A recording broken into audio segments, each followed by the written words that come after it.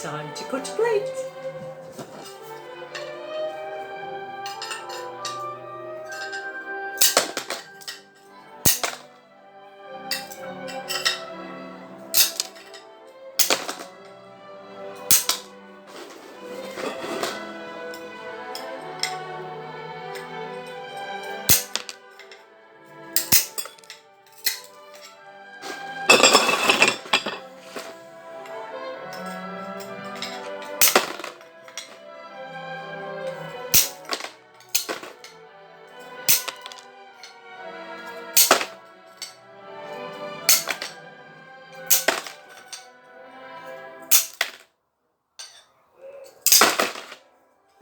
So I'm using the back of the sidebiter because it's a sharper edge to it, and you're just using like that little nip of it, that corner, because it's the strongest part, I would suggest, on this sidebiter.